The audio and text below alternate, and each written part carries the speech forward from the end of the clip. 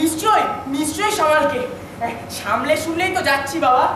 এরকম অসময়ে কাউকে এভাবে চমকে দিতে আছে কি?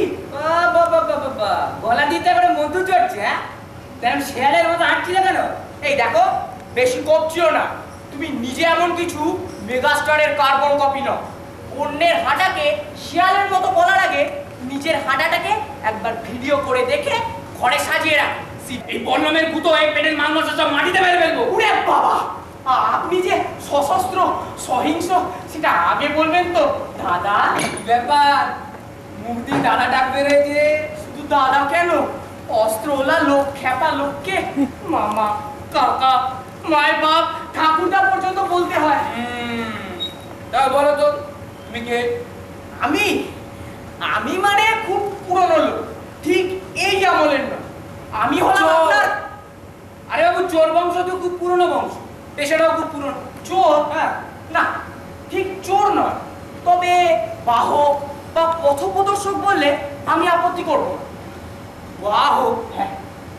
পথপ্রদর্শক? হ্যাঁ। আগে একটা জিনিস এখানে এনে ফেলেছিলাম, এখন জায়গার জিনিস জায়গায় ফেরত দিতে যাচ্ছি। কোথায় যাচ্ছ? কোন ছিল?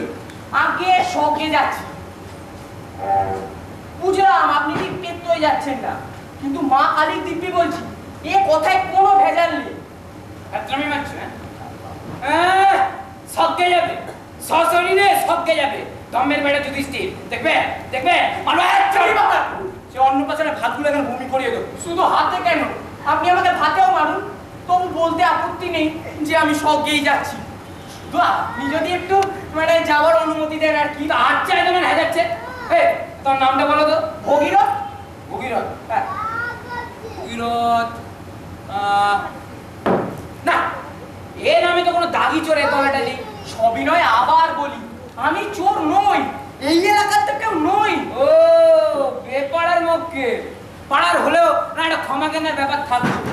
তাই ওই পেছনে ঘটিতে কি আছে? এটা ঘটি নয়, কমন্ডুলু। আচ্ছা বাবা কমন্ডুলু তো কমন্ডুলু, না হনুডুলু হলেও কোনো আসে যায়। মোদ্দা ব্যাপার ওর মধ্যে কোন বস্তুটা রয়েছে? জল। জল? আগে যখন জলে কুমির ডাঙায় বা, তখন একজন মানুষ যদি লজ্জা ঘৃণা ভয় সব জলাঞ্জলি দিয়ে একটু জল বয়ে নিয়ে যায়, তাহলে আপনি কি তাকে জলে ফেলবে, না তার জলের মতো বক্তব্য শুনে গোলে জল হবে? দেখো দেখো দেখো, বেশি জলের কথা শুনলে না আমার খুপড়ি কেটে উঠবে। সোজা কথা পরিচয় দেবে আর পেটের মধ্যে মেটুলে না। ওরে বাবা ছেড়ে দিন দাদা, নামটা তো বললাম ভগীরথ, সবর রাজার বংশধর ভগীরথ। সেই গল্পটা একবার স্মরণ করুন। সেই যে সবর রাজা অশ্বমেধ যজ্ঞ শুরু করে যজ্ঞের ঘোড়াটাকে দিলেন ছেড়ে, তা সেই ঘোড়া তো এদিক ওদিক ছুটে বেড়ায়।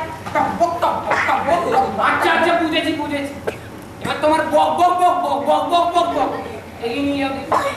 যা বলছিলাম, তো হঠাৎ একদিন কাউকে কিছু না বলে সে ঘোড়াটা তো উধাও। আমার বাজে কথা বলে, ঘোড়া কি মানুষের মতো কথা বলে নাকি? মেশা মেশা করে আছে নাকি? তোমার এই কমন্ডুলু না কি তাকে কি জল বলে মাল বয়ে নিয়ে যাচ্ছ বাবা? হ্যাঁ এখানে তো সব ছেড়ি হচ্ছে। এই কোল্ড ড্রিঙ্কসের বোতলে মাল, সাইকেলের টিউবে মাল, এমনকি ডাবেও মাল। তুই দেখি দেখি বলছি সেসব কিছু নয়, খালি কথার মধ্যে বেড়া দেবেন না তো। হ্যাঁ যেটা বলছিলাম, তারপর সেই ঘোড়ার খুঁড়ের চিহ্ন ধরে ধরে সবর রাজা 60,000 ছেলে। 60,000? এত বেশি? আরে বাবা তখন তো আর পরিবার পরিকল্পনার যুগ পড়েনি তো। হ্যাঁ যেটা বলছিলাম, 60,000 ছেলে তো এমনি করেই পৃথিবী ঘুরে পাতালে ঢুকে গেল। সেখানে ধ্যানে বসেছিলেন কবি। কবি মানে ওই কমেডি নাইট ক্রিকেট? আমি যাচ্ছি, বুঝে গেছি। কবি মানে ক্রিকেটার কপিল দেব। ইনি হলেন মুনি কপিল, কপিল মুনি। তো হ্যাঁ ওনার পাশে সেই যজ্ঞের ঘোড়াটাকে চড়তে দেখে সবর নন্দনা তো ওনাকেই চোখ ঠাউরে নিলেন ঘোড়া চোর। তাই ভাব সম্প্রসারণ ছেড়ে প্রেসি করুন তো। প্রেসি? হ্যাঁ তাহলে একটু বসি।